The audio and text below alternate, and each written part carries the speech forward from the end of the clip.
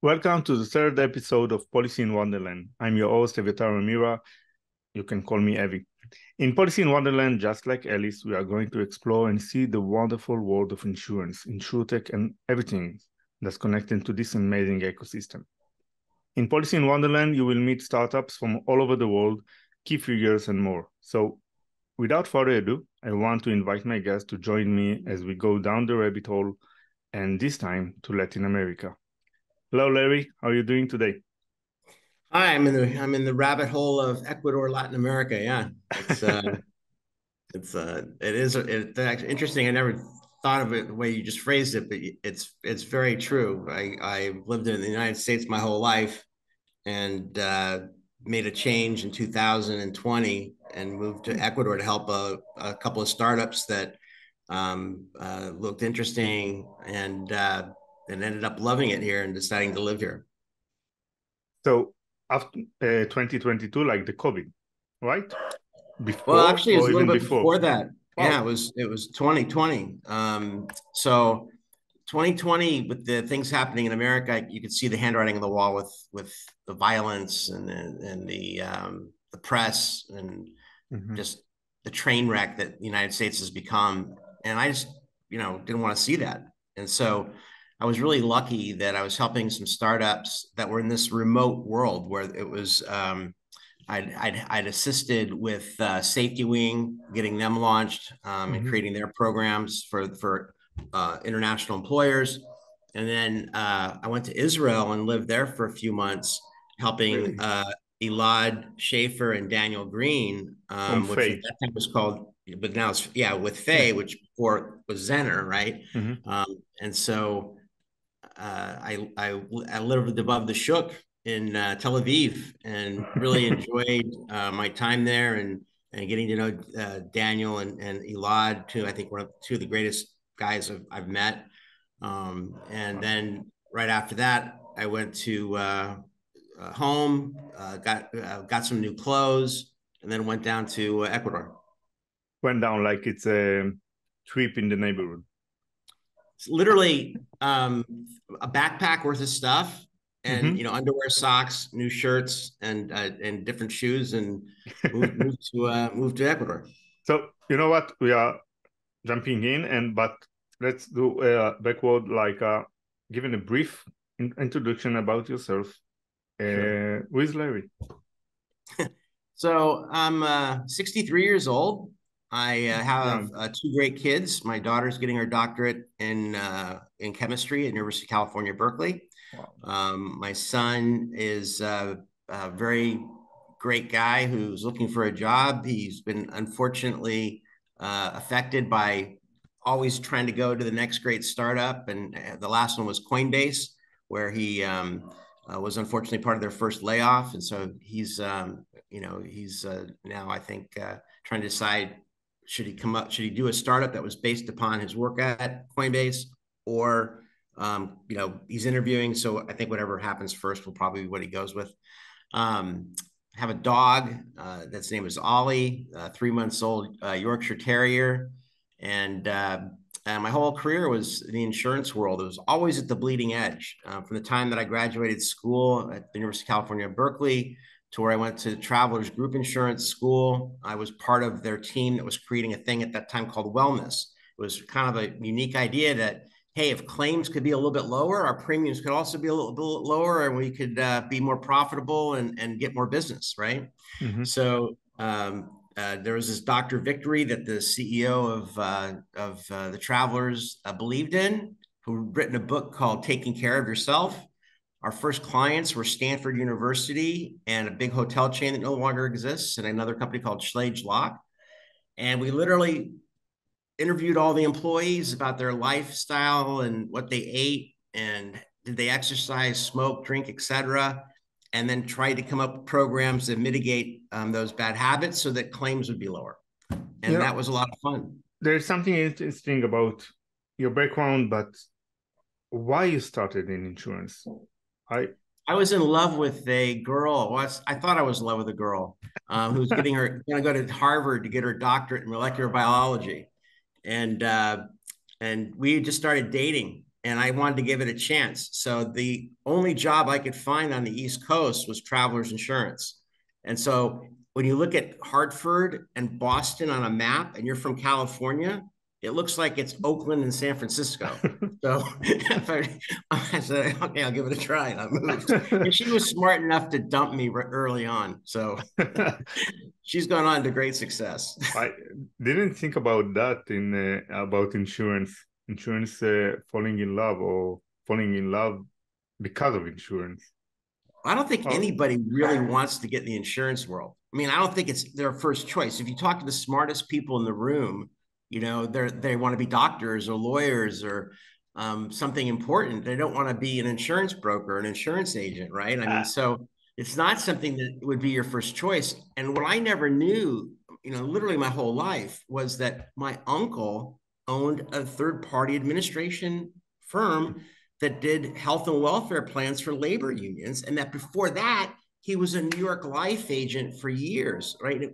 I didn't know what he did because, you know, as a kid, you don't really pay attention, I don't think, to adults. But so yeah, apparently, you know, and so when after working with the You know travelers, what? and then I must say that maybe I'm not so smart, but I actually choose insurance for the first choice.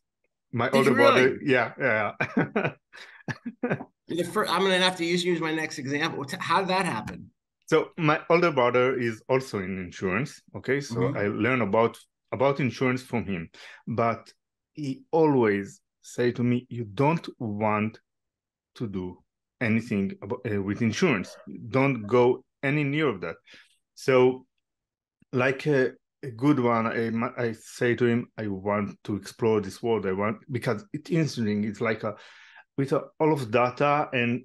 Every day you learn something new. I was like 21, just like yeah, at the end of my service in the military, intelligence force. So it was like between the continuing the army or to go to learn insurance. Actually, I went to law school to learn contracts and so on.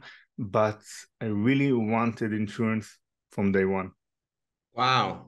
Maybe I'm I mean, freak. I I know. do. I I don't mean, know. I now that I've met more people, obviously, you know, my joke isn't as prescient, but um, I do believe that insurance is the greatest industry in the world. I mean, by far, the things that you can do, or that I've been allowed to do as just an average person. You know, I mean, I was never an A student, and I was always pretty much a B student. You know, that I've had these great opportunities to meet amazing people and to work on amazing projects and create amazing products and amazing companies, you know, is I think a testament to how open our industry is. And the fact that when we first, and again, I know we're skipping around a bit, but that's just who I am. When we talk about disruption, it was these people from the outside coming into insurance and having no problem coming in because there was no barrier to entry, right? There was just, sure, you got an idea, you want to do something, you know, we'll make it happen. Yeah, we'll make something happen. So, and I think the insurance industry has always been that way.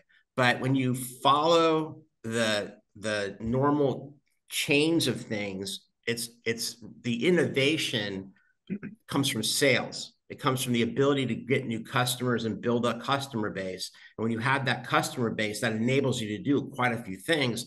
So when you're looking at the traditional broker who maybe writes 1,000 restaurants, and then because they wrote 1,000 restaurants, they now figured out, oh, if we make them safer or have less fires or you know, raise the height of the shelving, or you know, all these different things that can be done to make it a better industry and reduce claims, whatever it might be. And because now you've got enough premium, you can become an MGA, and because you become an MGA and you become bigger, you can then get a quota share and then become a reinsurance company. All these great steps are available to anybody who can create something out of nothing. And so that's one of the great things about the insurance world. Wow. So you know what? Let's start talking about Latin America. So before you introduce us to batches.io, I would love to learn more about Latin America, a Latin market. What we don't know about it when it comes to insurance and finance.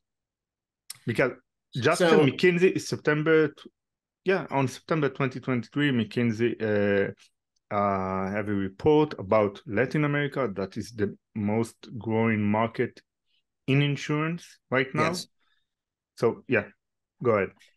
I saw that report. I was really happy about it. It's now my pitch deck. So I think from the standpoint of why Latin America is such a great place, you have to look at the fact that um, it's not digital, that it's poor, that it's getting richer. It has an amazing amount of natural resources, that it values family, it values a relationship with their God, it values a relationship with their neighbors, that it values education, it values really important things that make them better people by being better people, better customers, right? So they're evolving from being living through these repressive regime after regime. I mean, if you look at their politics of like pick any country, right? Yeah. They've had the worst possible luck when it comes to leadership.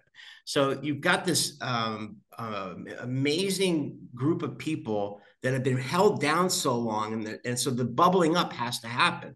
So that's why I think what McKenzie's noticed, and I think a lot of other people. I mean, if you're looking at the large numbers and large data sets, you've got this possibility where if they finally take advantage of all the great things that are located in any, name the country, Chile, Peru, Bolivia, Ecuador, their future is really bright. Even a place like Guyana, right, where for years it's been just a terrible place, Really? with poverty. They've got so much oil that they could be the next Qatar. So it's really the opportunity is definitely here when it comes to wealth, when it comes to population growth, when it comes to education, when it comes to assets to be insured. But it's different, of course, from the US and the European market, and even maybe from the Asian market. And as you said right now, is based a lot about culture, not in the like the narrative that we know about, like as you mentioned, very closing to God, to religion, and this is all combined together. Once you want to buy a product, it's combined together. You must think about this culture while you sell such as an insurance policy, right? So the culture here is, and again, the name is Bages, BACHES.io. Bages means potholes. Okay. And the reason I chose the name had to do with a lot of things that are potholes here. They're just problems that you can see that they're obvious, that can be resolved if somebody just took the time to do it, and just fix the hole, right? It's that way people could drive everything and not lose, their tires or the undercarriage of their car. So we're actually going to change the name to Efectivo after the beta. And the reason we're changed to Efectivo is Efectivo really means, what does this thing cost? I want to buy it. It's like whether it be a Chevrolet, whether it be the milk at the store, whether it be buying marble for the floor of your new house. I mean, whatever you're going to be buying in Latin America, your final question is always ¿Qué es efectivo? Which is, what is the freaking price? And so, what's the bottom line? And that's really what their whole culture is based on, is I don't want to pay what the other guy's paying. I want to pay something special or lower, because that's how we live here. That's the culture of being a Latin American person, is I don't want to pay gringo prices, right? So this is really about the fact that they pay with cash, that they don't pay with a credit card. They don't want it, at all over Latin America. All over Latin America, no matter where you go, they don't want to have any kind of factura, which is the bill that shows what they paid. They don't want any record of it, because then they have to pay taxes on it. Okay. Only plata. Yeah, plata is bullets are plata. According to what the guy from Colombia said. I'm trying Pablo Escobar, right? Pablo Escobar, yeah. So essentially, yeah, plata is what you're going to be paying. You're going to be paying with cash, and that goes to relationships that you have with people that work for you. So I have a woman who comes and cooks for me, cleans for me. I have a driver. I have a guy who's out in front of my house making sure nobody robs me. I have a farm where I have a guy who watches the farm. I have guys who work the farm. All those people I have to pay in cash. Mm-hmm. Okay. I can't, and so that's one of the reasons. The basic reason is it turned out that I'm not the only one, that millions of other employers or jefes have to pay their people with cash, which means you have to go to the bank, grab cash, expose yourself to being robbed, go and literally go the miles or whatever it might be, spend the time paying everybody every Friday, and then come home. And then the next Monday, you hear that your employee's been robbed on the bus going home.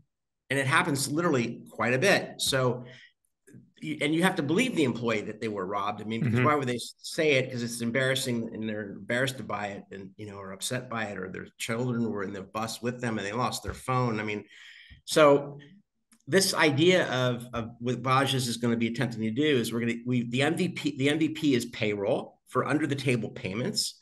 And when we did a survey of potential customers over a weekend, over 800 people gave us their emails and phone numbers and wanted to sign up. We had 20 interns that either were eating pizza, but most of the time they were actually talking to people and getting data for us. Did a big survey and got a lot of information about how to position this, et cetera.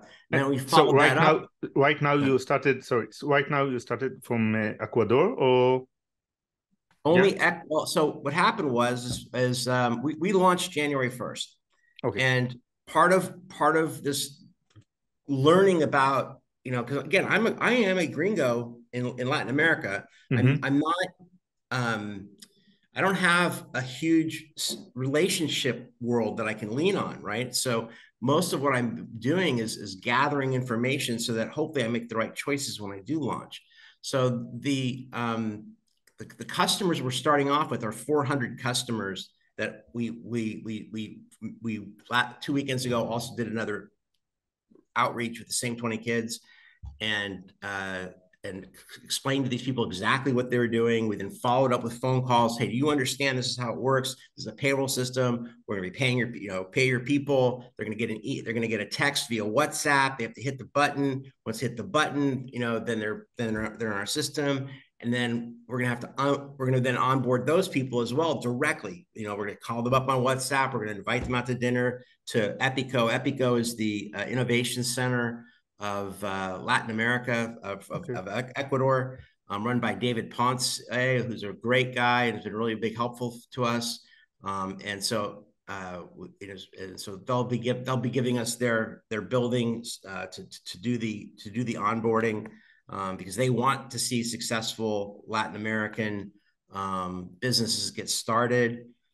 We also have, I mean, the inclusivity of the Latin American venture capital world is incredible.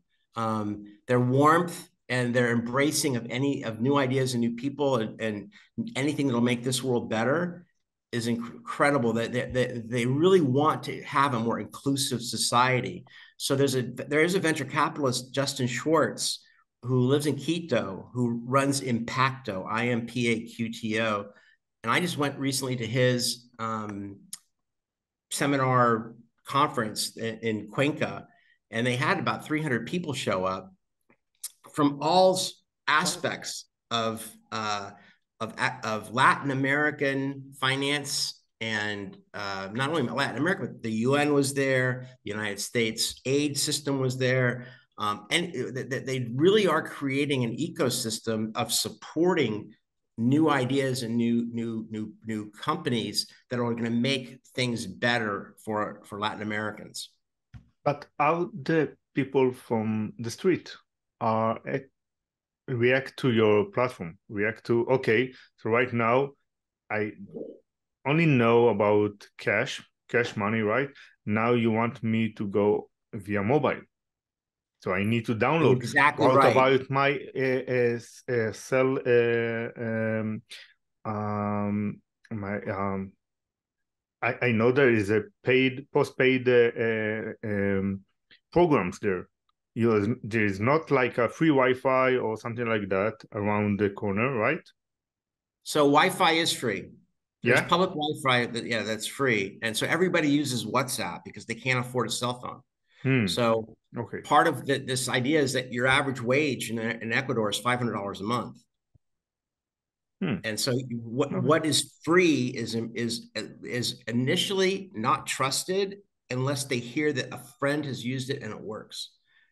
So our hurdle or what stands in front of us to be successful is this has to work. So when they do get that link and they hit the button, they don't have to wait in line for an hour and a half, 2 hours to pick up their cajero, to pick up their their Salary. tarjeta, they pick up their debit card, Hmm. right? Okay.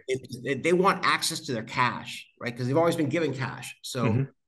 So the idea is, okay, before you get on our program, we need to get you that debit card, okay? And that debit card has to work. So, because if you go to the bank and you can't get your cash, this is the worst thing in the world. This app sucks. I'm never going to use it. I'm telling my friends it's terrible. And so the word of mouth here is critical. So part of what we are going to be challenged with when we launch January 1st is those tarjetas, those debit cards have to be in those people's hands, ready to go for their first payroll, first week of January. Tarjeta. Tarjeta. Yeah, tarjeta is the Tarjeta. card. Cajero is the ATM. Hmm. Okay. Good to know.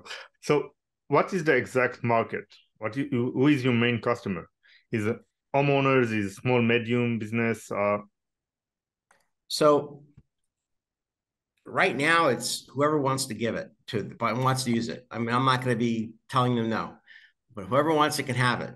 So what we're focused on is people who are households that have employees Mm-hmm. and small businesses, little tiendas, stores, little fabric stores, jewelry stores, uh, ferriciatos, which are hardware stores. Mm-hmm. So we're focused on really small businesses, and there are millions of them, okay? And they all pay under the table.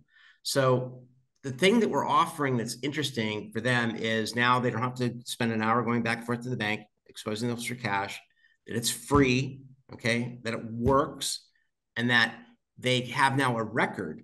Both people now have records of income if Mm-hmm. anything ever comes up to protect themselves, which they never had before. And we're offering as an option integration with their IRS, which is backwards, it's SRI, which is their Internal Revenue Service is SRE or SRI. So, and normally, if you pay taxes, you have to drive to an SRE. You have to stand in line for an hour minimum. You have to pay in cash and then fight traffic back to the office. Okay. That's how it works right now today. Wow. And yeah.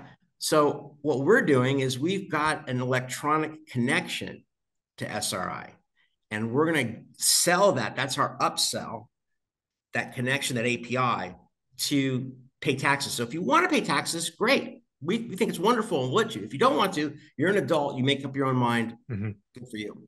So we're going to build two bases. One base is all these employees that are unbanked, unfinanced, living paycheck to paycheck or cash to cash. Okay. And there's millions of them. The other base are people that have assets and stuff, house, farm, business, and those things need insurance. Mm-hmm. So early on, we talked to Chubb, we talked to MapFree, we talked to Zurich, we talked to a whole bunch of insurance companies. All are interested. Yeah, you build up those customers, and you give us access. Yeah, we'll talk. We want access to those people. Those are the people we want to get to. And so I think what it is like any startup. It was hard for me to do this because I just want to be. I want to be there now, right? I can see where we'll be. I want to be there today, but really, we have to build this base of people that love what we do, value what we do, care about what we do, and then one thing at a time, give them something or sell them something that's of really important value to them. So we will ask them, what do you want? Tell us of these choices, which do you want first, right? So I think a lot of times that I've found at startups, and especially the better ones, you talk to your customers and you give your customers what they want, not what you think they want. Okay, wow. So for the last sentence, I have a lot of questions, but let's keep it to the end. Um, you said that it's free. For the customer, it's free. So what is the business model here? The business model is to build up a base of customers and then sell the shit out of them. Basically sell them everything that we can and monetize their spend. So where we're going to make the money is how they spend money. So we will do deals with the largest grocery stores, the largest pharmacies, the largest hardware stores, and give a discount to our people so their money goes farther. Okay. So for instance, I know this is not just an only Israeli audience, but the largest grocery store and hardware store is owned by a Jewish family. Yeah, and he's also the honorary diplomat for Israel, and the Israeli office is right there downtown Guayaquil, right, and it's his office. He goes there every day. So it's a wonderful business. I shop there. I buy my food there. I buy the pharmacy stuff I need. I get the hardware stuff from his hardware store. He owns the Toys R Us chain. So he has a very large family, and they're wonderful people. So my preference would be to work with him and provide something of value to my install base of customers. If he doesn't want to do it, there's another family that owns almost a mirror image of what he has. And we'll work with them. So it's but the idea is that we want our spend to go farther for our base of hopefully millions of customers, so that their money goes farther and they live a better life. And then on the other side of things, yeah, we want to insure their cars, their business, their homes, their farms, and their lives. So, and their health too. There's an insurance entity here called Grupo Futuro that's very well regarded. That owns Salud and Vitality, which would be a great partner, and they have actually a very inexpensive health plan for people who live in the rural areas, and it's only $4 a month, right? Okay. So as we're growing, I might even just pay for that, right? As a value add, so that we're again trying to build good value for our customers. So this leads me to the next question that I think is at the right time. What has been the most challenging and rewarding aspect of your journey right now with Baches? This is Oli, right? I can't hear you. Yeah, that was Ollie, the Yorkshire Terrier. So we have another guest here.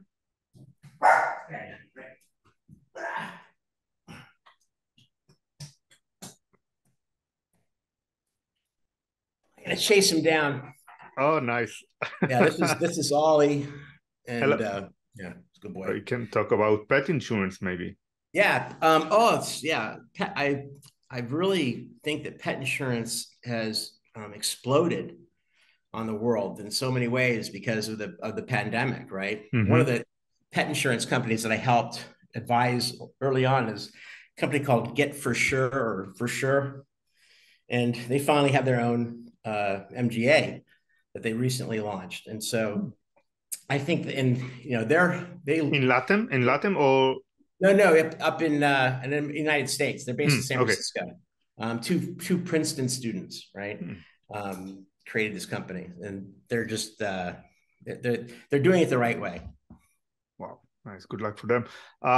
So what has been the most challenging and maybe even rewarding aspect of your journey with Baches Efectivo so far? I think the hardest thing is just building the app. Originally the way we started, it's building the app not to find or learn a new market. No, the hardest thing has been building the damn thing, because it's so complex, more complex than I thought it would be. Really? Yeah, and so it's a long time. Well, I've been doing this for a really long time, and one of the things it's really important to me is the thing work, right? That when people are using something that they rely on, and especially when you're talking about their money, you just can't screw up. So it has to work. And then it also has to be, and nothing really is, but somehow cyber protected. And we learned a valuable lesson the first day we were signing people up, where we put some protection into the web browser. And so when our people were trying to sign up customer after customer after customer, it locked them out because the system thought it was being hacked, right? Wow. Wow. Yeah.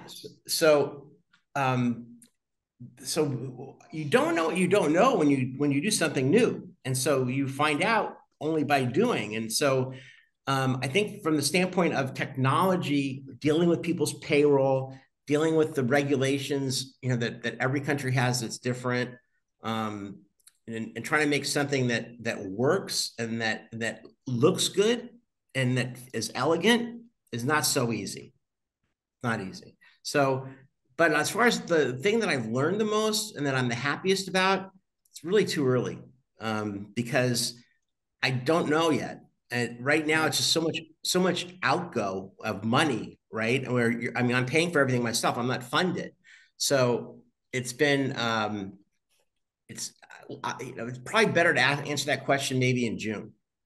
Okay, so I okay, I will schedule for July. Yeah, that'd be great. So let's do a zoom out and talking about insurtech, but especially about MGA.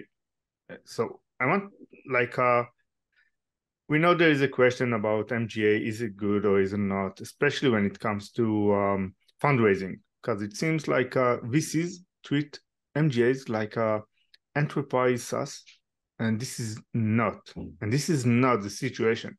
So Yeah, they what don't you understand what it really means. So and yeah, go ahead. yeah, I think when you're look, we're in a different world than we were in 2015, right? Where the VC world now is much more educated than it was. That the people that are now entering the business are not outsiders, they're insiders. And there's now a massive system that benefits off of startups that didn't exist before. When we started up, let's just say Fay, right? Okay. The number of insurance companies that we could talk to were like this. Now it's this, right? So when you're talking about the choices that a founder has, it actually makes it exponentially harder because there are, for every little part of your stack and every little part of your offering, you've got multiple choices to make, and any one of those can mess you up if it's not done right. So let me answer your question about what an MGA is. Mm-hmm. Traditionally, it was, going back to the restaurant analogy, was some insurance agent who had a whole bunch of restaurants and said, I'm making 15% commission on the BOP and GL here, the business insurance and the GL or workers' comp, whatever it might be. And I know the MGA makes more. So if I can convince a carrier to call me an MGA or give me the MGA commission, now I'm an MGA, even though nothing has changed. Okay. The licensing is the same, right? The offering is the same. The carrier is the same. I'm just being paid more. And now I get to call myself an MGA. That's not what that is. That's an agency that's making more commission. So from the standpoint of a VC, do they look at the guy making more commission or the woman making more commission and say, oh, you're an MGA? They shouldn't, but that's what they do. And so you're right that there is a misinterpretation of what that really means. An MGA is supposed to be somebody who works with multiple insurance agents, okay, and sells a product through agents and is not allowed to talk to the ultimate customer at all. Okay, their license prohibits it. So they have to work through agents. They're a wholesaler. They're really their customers, the carrier, right? And the other customers, the agents. So they're representing capacity or a program to a bunch of agents who sell that program to a bunch of customers, right? Mm-hmm. And the MGA, let's just for the number, makes 30%, and out of that 30%, they give the broker whatever the broker is going to accept to sell that to To the end customer, user. Yeah. to the end user, right? The other part of that is that if you are an MGA, you have to get what's called a surplus lines license if you're selling a non-admitted product. If that program was admitted, meaning let's say it's from Chubb or Travelers and it's a special Travelers and fully insured restaurant program or Hartford restaurant program, then that's an admitted program. The taxes are paid by the carrier. They're not set aside and designated on the proposal for the customer to understand. They know that they're paying this tax, this stamping fee, all, et cetera, right? That has to be all disclosed. So to be a non-admitted program as an MGA, you need to get your surplus license with the state that you're domiciled in, or if you're selling it in other states, each state that you're going to be selling it in, and then sell to the broker. Broker sells to the customer, and that's your traditional MGA. So what VCs are missing, or not the generalistic VCs, but the one that want to invest in insurtech? What they are missing about MGA? I don't know if they're missing anything. I just think that they don't know, or if they don't know, they just need to just need to have it explained. I was just at InsurTech New York, and David Gritz, who was number 2, asked me to speak on licensing and problems with getting licensed, et cetera. And it was fascinating because there were VCs there, and there were also MGAs there, and there were captives. I mean, the audience was diverse, right? But everybody had a story about how some agency or MGA had screwed up with the government, and that did something wrong that they should not have been able to do, and because of that, were heavily fined or put out of business. So it's we do live, especially in the United States, an incredibly litigious world. So when you are an MGA, you need to be an MGA, and I think what we've seen is the lines being blurred by the desire to have direct access to a customer, okay, or not working with agents, or working with agents, but also working directly with the customer. So it's really, I think, when we talk about the fantasy of an MGA having a higher valuation than a broker, or having a higher valuation because you have quota shared, or being a full stack, or et cetera. It really comes down to revenue. It comes down to not just revenue, but profitability. So there's a lot to be said for being a really profitable MGA, making your 30%, paying out whatever you're paying out, and calling it a day and being really happy. Because if you do decide to make that step and become your own reinsurance company, or your own captive, quota share, et cetera, now all of a sudden you have a potential for a loss, right? It's not just potential to win, it's potential to also lose. So when you look at historically what's happened with our market, what's happened with the world of reinsurance companies, nobody wanted to be a reinsurance company last couple of years. I mean, their loss ratios were 100% plus, or 200%. If you look at Lemonade or Hippo, I mean, it's just been a horror show, right? When in order really to make money, you've got to be 60-70%. It depends which line, but it's a hard. This is a hard business to make a lot of to be really profitable. But it's not a hard business to lose your entire business because you made a mistake. Yeah, eventually insurance is a long distance. Because you have the loss ratio, and once you will know the loss ratio, just then you will figure it out if you have profitability line or not. And it will not take after a year or 2 years, but even long, like 5 years to a P&C, especially in life, it's even farther. And this, I think, is one of the issues with MGA, because I want to see a faster revenue and a faster profitability, and you will not get that with the MGA, or even with a regular insurtech, a regular insurance company. Yeah, when we started the conversation, I mentioned my time at the Travelers, trying to reduce that loss ratio, right? Because for every point that went down, that's millions of dollars in profits. right? When you're talking about $1 billion company, right? You go from 95 to 94, it's hallelujah. The stock price is going up, everybody's happy, and we're doing great. If that loss ratio went to 106, people are losing jobs. I mean, so it's a real world issue when you see things like Progressive that reported a terrible loss ratio a few quarters ago, right? And the sky was falling, and then all of a sudden they had to pull out of certain lines of business, reduce the number of agents that were they had to make choices, but they made the right ones, and things got better. Same with Geico, right? Geico had the same issue. They made the right choices. They managed their way out of a difficult situation.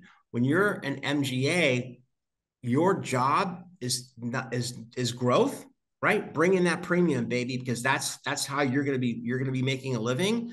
But bring in profitable premium, because if you're not bringing in profitable business, that carrier is going to go, the reason you brought in so much revenue is you got the wrong customers and you weren't looking out for us. And part of this is you got to look out for us. So it's a place where, yeah, you want to write business. Everybody wants to grow and get as much premium as possible, but you want to get the right business, and that's underwriting, and that's qualifying the kinds of customers you're bringing in. And that doesn't mean you can't bring in the customer, but just bring them in at the right price. Exactly. Wow. The last answer is the 101 that I think a lot of people that came to the insurance world are missing.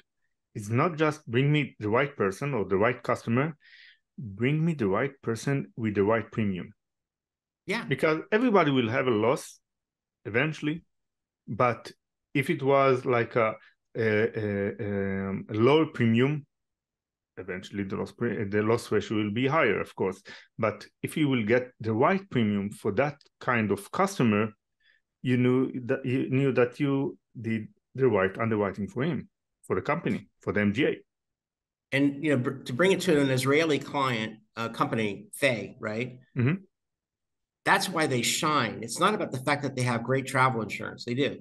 What they have that's great is they pay. They pay through a virtual wallet immediately. So the customer has never seen this before, and that's why they've grown so much.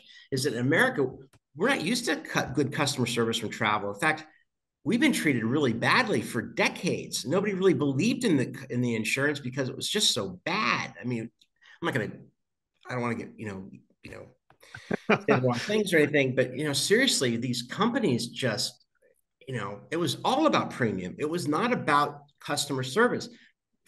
They flipped it on its lid and made it all about customer service. Have a great experience, and they've grown so much because of that, because people in America were so, it was like, they couldn't believe it that somebody actually cared that their luggage was missing or that they missed their flight. That it was before, well, you call the 800 number, wait 90 days, and we'll lose your claim form, then do it again. I mean, that's the difference. Wow.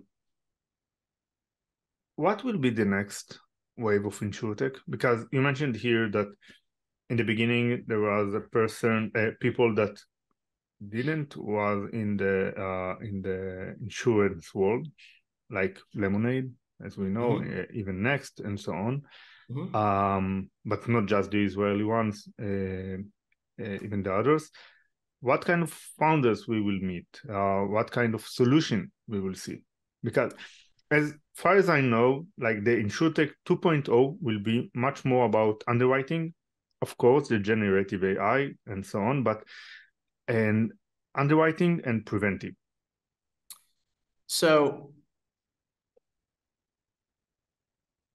this is a difficult phase because I don't see 3.0 happening so quickly. I think that we're right now entering 2.0. And I think that is improvement at the edges. Okay, that's really what it's about, is that it's not about a massive disruption like we heard about. It's not like about any major changes or entrance. It's about fixing what's broken and making it better. Okay. I think that's what we're going to see, because it's going to be people from our industry who've got deep experience, who see, oh, I can fix that, but I can't fix it here. They're not letting me for whatever reason, right? I'm working at XYZ carrier. We had a project, they shelved it for whatever reason, but it was a great idea. We should have done it. So maybe I'll take that idea and I'm going to go do it with the rest of the industry. I think that's the 2.0. I think Oh, 3.0 interesting point. is actually brand new products that never existed before. Hmm. Okay, that are going to be, very much like the next whatever cyber insurance or pet insurance, whatever that vertical is. It'll, I think, be different verticals that we've never seen before, and I think that's 3.0. This will be the 3.0, the new product. Yeah, I think that it'll be brand new products that we haven't, nobody knew that existed, but there was always a need. Like, oh, I don't know why we didn't invent that or create that, but it'll be like, for instance, one of the products that I've been helping for 3 years, and it still isn't off the ground yet, is a product that insures what are called PACE loans. Okay, PACE Okay. loans are loans that are given out here in the United States to make the environment better. Your hotel has terrible windows and it needs, dual ply or three ply or solar, or you've got Mm-hmm. a 500-year-old system, and by putting a new system in, we'll save a lot of money. But basically, PACE loans have to pay for themselves in energy savings, right? And the only Okay. reason that they've never been done in America is because the banks won't issue the damn things, because then they have to subordinate. And nobody wants to subordinate, especially in this freaking economy that we're in now, right? Nobody wants to have their paper behind somebody else's paper, because we're going through some tough times, or we're going Mm-hmm. to. So it's been around for 20 years, but it's been that same problem. So it's really been a VC backed play, or a hard money play, which it should never have been. So we have this system set up to make our world a better place, to make the environment better, but we're hamstringing ourselves. All you have to do is insure the damn loan as an insurance company, and they'll, you're going to be able to be Mr. ESG or Mrs. ESG for the world, and make the world a better place, and not just say that you are, but actually do something. So that's been something that I've been a passion project of mine for a long time. Another one that we launched was from Japan, a founder from Japan who was in an auto accident in his Lamborghini that he just bought his dream car, right? And so that turned out that now his dream car is never going to be worth what it was before, because he's got this auto accident, and so the value of the car is always going to be taking a hit. So we came up with this idea of diminished value insurance, which doesn't exist. It exists as a Wow. add-on. Yeah. So I think it's because we see things or experience things that somebody will invent a new kind of insurance, and that's what I think that, and because we'll have so many people that have had an exit, and now they're VCs or they're LPs or they're involved, there'll be more money for these kinds of things, versus now it's really professional money or carrier money that wants to back what a carrier is participating in. You have a lot of experience, and you saw a lot of people and the industry, um, from like decades to decades. What you do identify as the most pressing challenges in the industry? Like, if there's talents or a long cycle collaboration, what is the biggest problem in the industry right now? Well, I don't think it's talent. I think Okay. we've seen amazing talent come into this industry in the last decade. Just people that never would have, and data scientists, AI, people. I mean, incredibly talented, smart cyber people. All these people, that have come into our industry are making our industry so is fabulous place, right, and a vibrant place. And so it's going to be, I think, that way. Well, it'll continue because other people are going to say that had never even thought of insurance. Oh my gosh, I can go from MIT to this cyber company, or I can go from Harvard to this legal insurance company, or whatever it might be, right? Mm-hmm. It's again a very welcoming industry for ideas and for people, and we have seen a flood of great new talent into these companies. I think our biggest problem is going to be having to repeat success, right? So, Mm. your cautionary tales now of, oh, Lemonade's stock price is $5, or Hippo's price is $2, or Select Insurance, or EverQuote, I mean, Porch, just go through them all, right?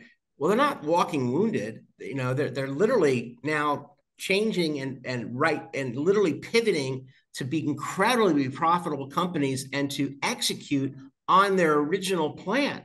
So I think that it's, again, we saw a decline, but I think things are going to get better and better in a big way, which will lead to a lot of crappy companies being formed as a me too. So that's going to be, I think, the hard part for people is that when you see, when we funded tens of thousands of companies in the last decade in the insurance world, right? So not all of them were great. Some of them were. Not all of them were bad. We had some middle ones, just like the normal model of 10% funnel the next version. But I think that's what's going to happen is that you're going to see a whole bunch of new companies, a whole bunch of new ideas, all from people that have great backgrounds. But just because they worked at a great company doesn't mean that their idea is great. And I think that's going to be the hard part. If I'm a VC and I have to evaluate, the next wave of companies, is you have to do a lot more due diligence and dig a lot deeper before you write a check. Okay, great point of view. Okay, I just time out. I will ask the last question, but I will say goodbye and so on, but stay online, okay? After Sure. I didn't mention it before. I'm not going anywhere. Okay. For the last question, not about insurtech, not about insurance, not about Latin America, but is there any recommendation you want to share about a movie, book you read, anything cross to mind? I'm just finishing a couple of different books. I like them both. One was by, I think, Lloyd Carr, the guy who wrote Terminal List. Lee Carr, I don't remember. It's the first time reading his book, but it was very good. I liked it. And then, of course, Daniel Silva. I'm a big Daniel Silva fan, and I'm reading one of his books that I like. In Latin America, I have not gone to a movie since, and I love movies. I mean, love going to movies, and something I really miss that I haven't been down here, but You I started to have been speak watching. Spanish? I'm learning Spanish. I'm getting Oh. better at it. Yeah. I can at least order from a menu, which is a big improvement, or give directions, right? But I think I'm a big Pennyworth fan. I like that TV series Pennyworth very much from HBO, and I really liked Warrior. I think if I'm going to Okay, recommend two wow. things, I'm going to recommend Warrior and I'm going to recommend Pennyworth. I think they're just great, well written. The guy who wrote Pennyworth is the same guy who wrote Rome, and he's Bruno something, very talented, and that was one of my favorite series of all time. I wish that would have lasted longer. Seems like a series that I like end early. And then, of course, Warrior, I think, is just fantastic. It's by Brandon, Bruce Lee's daughter. I think Shannon Lee is the producer. And it's all about an immigrant's life, from China coming to San Francisco and the things that, they deal with. It's a fascinating This is look at also on HBO? HBO. Yeah. Yeah? Okay. Yeah. I will So note. both of those I would recommend very highly. Pennyworth and Warrior. Larry, thank you very much for your time. It was a very interesting chat, and I just wait for July 24th. Yeah, that'd be great. I hope I'm here. Oh, by the way, I am coming to Israel. Oh, great. When? I don't know yet. I volunteered for SAR-L, Volunteers for Israel. Wow. So God bless they'll you. be telling me the 2 weeks that I'll be working at Tel HaShomer probably, or Julis, cleaning up So tanks. We'll let's see. stay in touch and Yeah, we'll meet for a coffee or something. It I will hope be so. great. It'll be great. Thank you very much. Thank you. Bye.